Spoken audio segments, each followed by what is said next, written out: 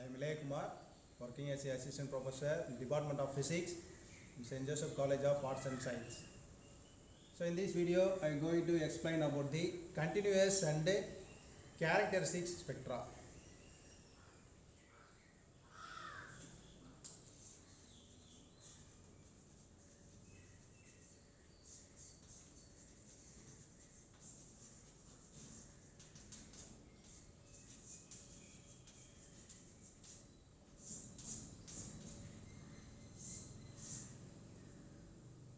So we can explain these continuous and characteristic spectra based on the concept of intensity, wavelength, the applied potential difference, like that.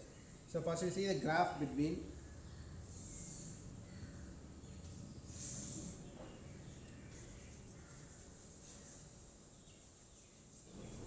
wavelength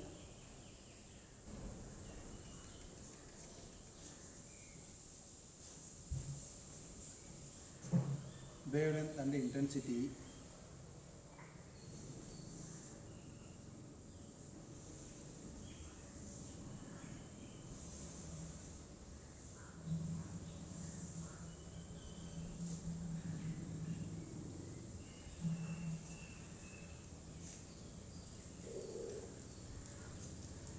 So from the graph what we conclude, so there is a sharp two peaks are observed at the top of this graph, which indicates that the characteristic spectra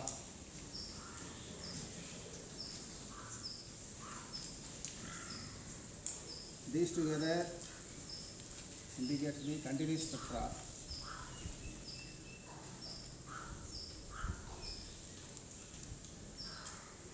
So now you can vary the potential difference from 20 to 70. Likewise, we can increase the potential difference in terms of kilovolt. At some particular the difference of 70 kilowatt, we can examine there are two sharp peaks are observed. These two sharp peaks indicates that the characteristic spectra. So there is a apart that two peaks, there is a smooth varying curves are there, which are termed as continuous spectra.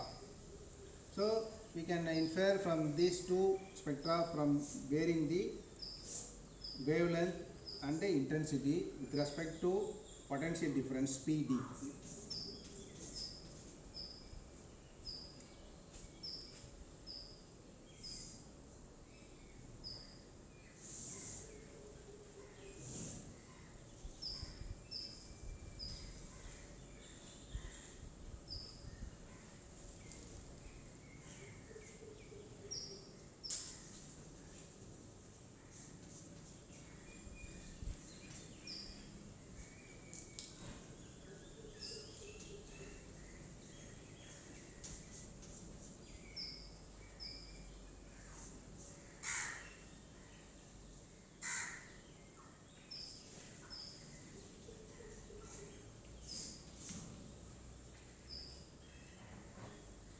Then we go to the main features of continuous spectra.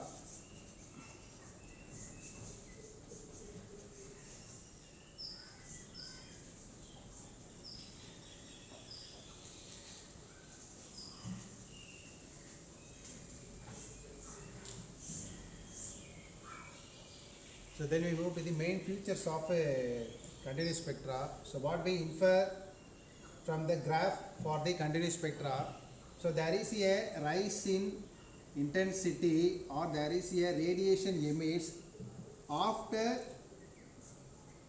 particular minimum point. After particular wavelength only we can get there is a rise in radiation or intensity variation. That is the first main features for the continuous spectra. There is no variation in increase in intensity of the radiations. After particular wavelength value only, here we noted the graphs. So that's one of the first features for the continuous spectra. Then the scientist Lowen and Hunt, he stated that the potential, the applied potential, which is directly proportional to the frequency, the maximum frequency of the applied X-rays. So for varying the different potential difference V value, here we plotted the frequency value, then we can get a straight line. Then we can get a straight line that indicates that is applied potential difference which is directly proportional to the frequency. So since it is directly proportional to the frequency, there is a relation between frequency and wavelength.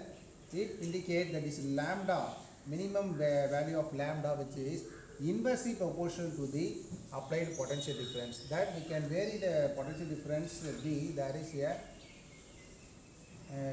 decrease in lambda value, or otherwise when can increase the wavelength, there is a decrease in potential difference, which indicates that is lambda minimum, which is inversely proportional to the applied potential difference.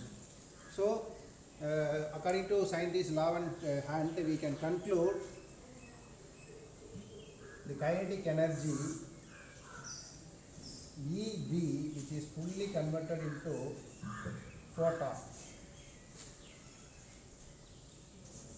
This one is the applied potential, or otherwise here we call as kinetic energy. This kinetic energy, which is converted into h nu, or otherwise called as h frequency, called photon. Here we substitute frequency value hc by lambda minimum. So from the equation we infer that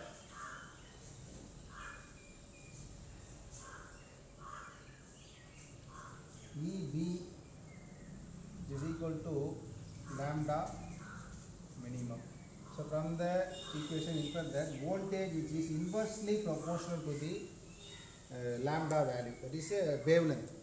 The potential difference is inversely proportional to the wavelength or minimum wavelength. From the first equation we infer that the potential difference which is directly proportional to the maximum frequency of the X-rays. This is the conclusion of the scientists who gave the explanation about wavelength and potential difference, named as Lowen and Hunt. So based on this expression, we can conclude that it obeys the inverse photoelectric effect.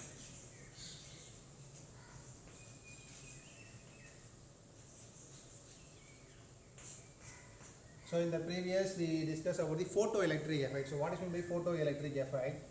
When we pass a photon, it turns into, its energy turns into work done plus kinetic energy. But here the kinetic energy will converted into photon. Instead of half mv square, here we put EB as a kinetic energy, which is converted into photon. Whereas in photoelectric effect, photon which is converted into kinetic energy, but for here continuous spectra we can get kinetic energy which is converted into photon. So we called as inverse photoelectric effect, which works under the principle of inverse photoelectric effect.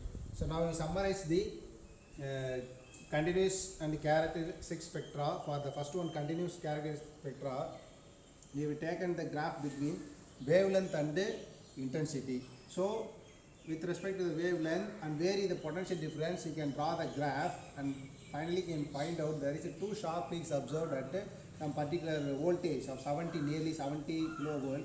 So this will indicate the characteristic spectra. There is a smooth varying curves are termed as continuous spectra.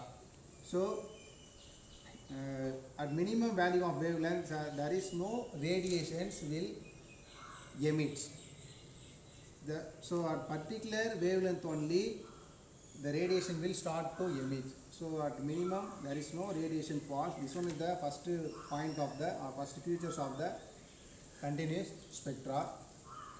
Then there is a graph we plot between frequency and potential, applied potential V. Here we get the straight line that it indicates potential difference V, which is directly proportional to the frequency, which is given by the scientist Lowen and Hunt. He also stated that since the frequency which is directly proportional to potential difference V, lambda which is inversely proportional to the potential V. We can conclude that from expression, that is kinetic energy EV, which is equal to photon. From this expression, instead of nu here we put C by lambda, hc by lambda. So EV equal to 1 by lambda. That is a conclusion. That is a voltage which is inversely proportional to lambda minimum, voltage which is directly proportional to the frequency. Since which is directly proportional to the frequency, here we get a straight line. Then we finally can conclude it works under the principle of inverse photoelectric effect. So first of all, you know what is meant by photoelectric effect. Once the photon passes through a material, we can get the kinetic energy. So here inverse photoelectric effect, that means kinetic energy which is converted into photon. That is the conclusion of this continuous spectra.